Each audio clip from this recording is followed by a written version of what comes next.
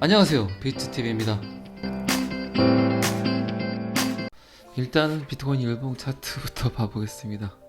참 지루하시죠? 저도 되게 지루합니다. 올라가지도 않고 내려오지도 않고 그 자리 그대로 끊임없는 행보를 하고 있습니다. 28,800불과 거의 3,500불 이 사이를 계속 그냥 누가 확 사지도 않고 던지지도 않고 눈치만 보고 있는 거죠, 거의. 그런데 지금 코인뿐만 아니라 테슬라 주식도 거의 반토막이 났더라고요. 연초 대비 47% 정도가 빠졌더라고요. 자, 여기서부터는 구독자분들에게만 노출이 되는 영상입니다. 구독, 좋아요 좀 눌러주시고요. 그리고 오늘 기사를 보니까 미국의 소셜미디어 기업 스냅 충격이라고 기사가 떴더라고요. 갑자기 SEC에 실적 공개를 했는데 그 데이터 하나에 뉴욕 증시, 나스닥 지수, 스냅 주가가 40% 정도 하락을 했어요. 근데 제가 이 이야기를 드리는 이유가 스냅이라는 회사가 SEC에 실적 발표를 했다. 그런데 이런 사건들이 벌어졌다. 이 스냅샷에서 밝힌 내용들이 뭐냐? 거시적 경제의 환경이 굉장히 악화되고 있다. 그 악화 속도가 굉장히 빨라지고 있다. 그리고 하이퍼 인플레이션, 금리, 노동시장의 공급이 부족해지고 있다. 그리고 가장 중요한 게 뭐냐? 플랫폼 기업들의 광고 수익들이 줄어들고 있습니다. 온라인 광고 매출이 급감을 하고 있어요. 기업들이 이제 발을 빼고 있다는 거죠. 기업들이 돈을 풀지 않고 있다는 겁니다. 그만큼 경기가 좋지 않기 때문에 광고에 많은 돈을 투자하지 않는다. 그리고 애플 같은 경우는 저번 달에 개인정보 보호 정책을 강화시켜 버렸어요. 이거는 뭐냐? 저도 애플을 쓰고 있지만 참 애플은 이런 부분에 대해서는 칼인 것 같아요.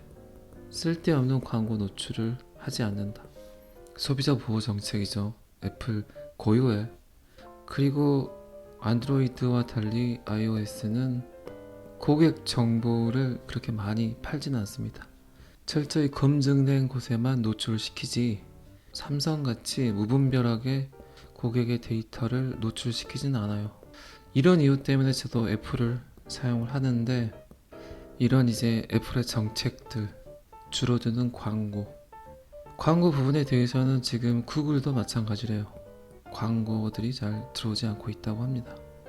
그리고 지금 비트코인 가격, 주식 가격에 큰 영향을 미쳤던 금리, 인플레이션, 코로나, 그리고 이제 상하이가 좀 크죠.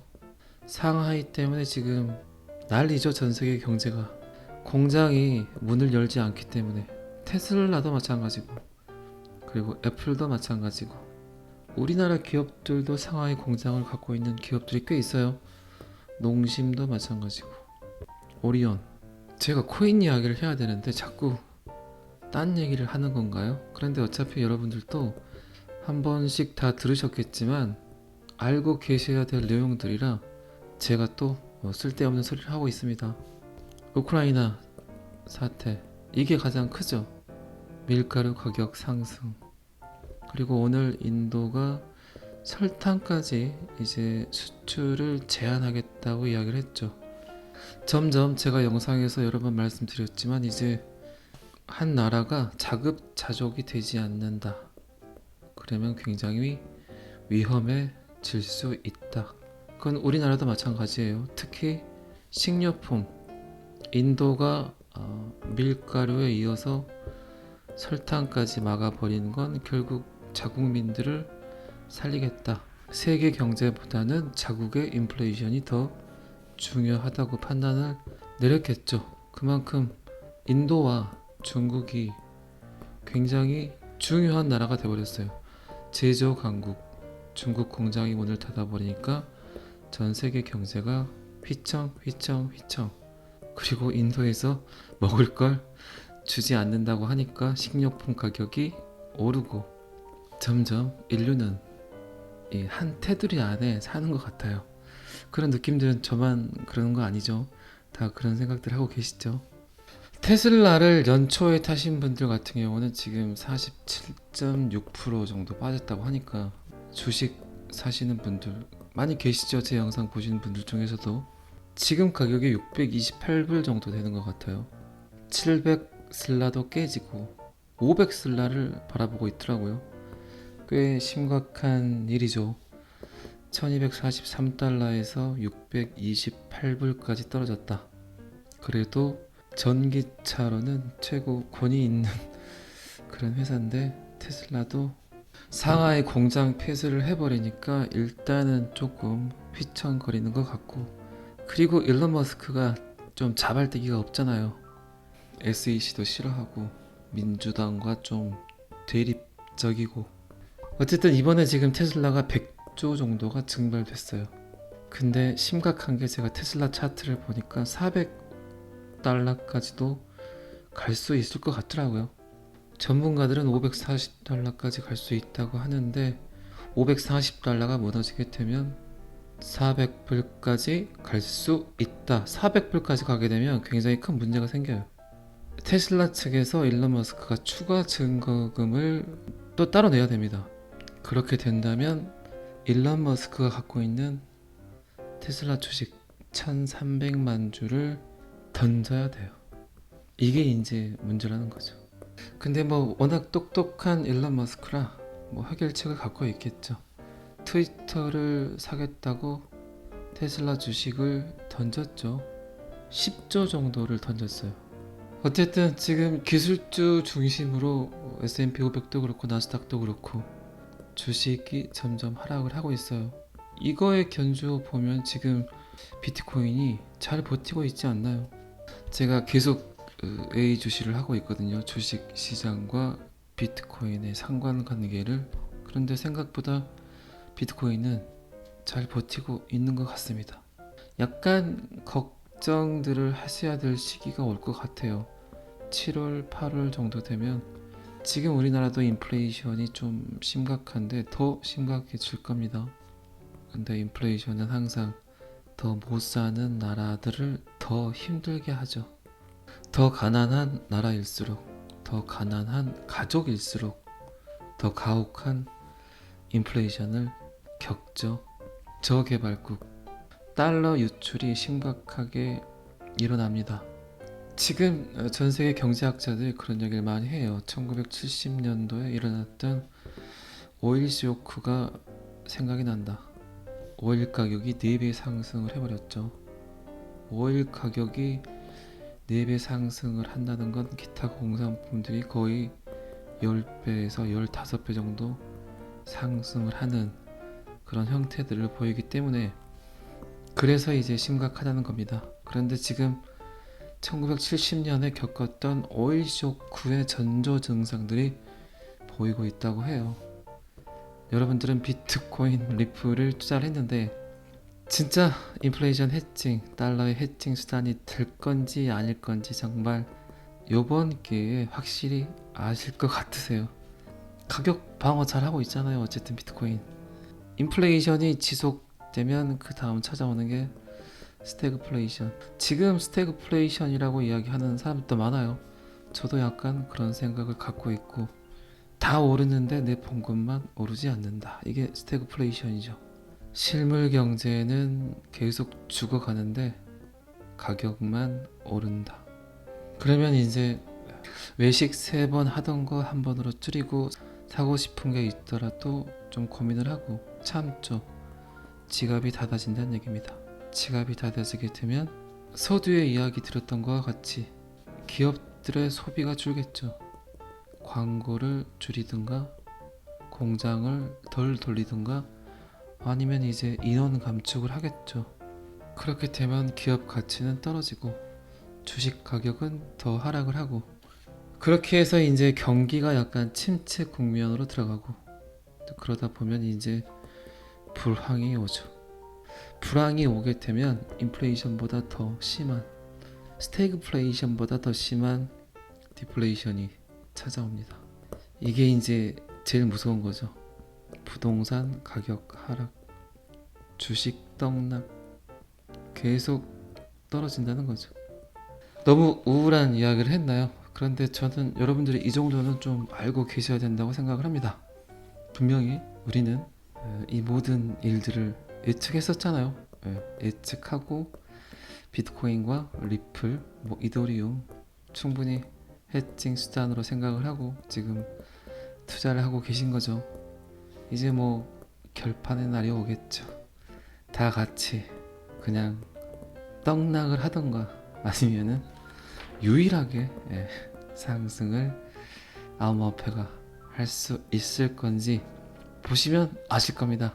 비트코인 차트 보다가 또 제가 3000% 빠졌습니다. 제가 각본을 가지고 영상을 만드는 게 아니기 때문에 그냥 하다가 생각나는 대로 이야기를 해요. 그렇기 때문에 그런 부분들은 조금만 이해를 해주시기 바랍니다.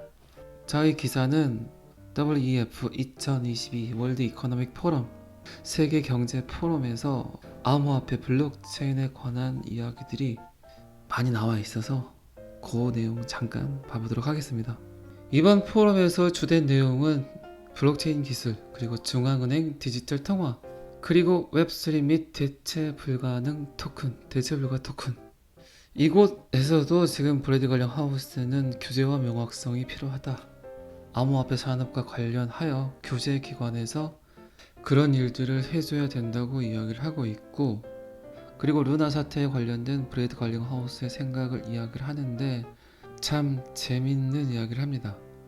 리플 CEO 브레드 관련 하우스는 최근 테라 생태계의 붕괴와 그로 인해 나머지 암호화폐 시장에 미치는 영향에 대해 자신의 견해를 공유했다. 테라와 같은 알고리즘 스테이블 코인이 실패했음을 나타내는 것은 아니라고 이야기를 했습니다. 알고리즘 스테이블 코인이 5년에서 10년 안에 성공하지 못한다고 말할 수 있는 사람이 있습니까?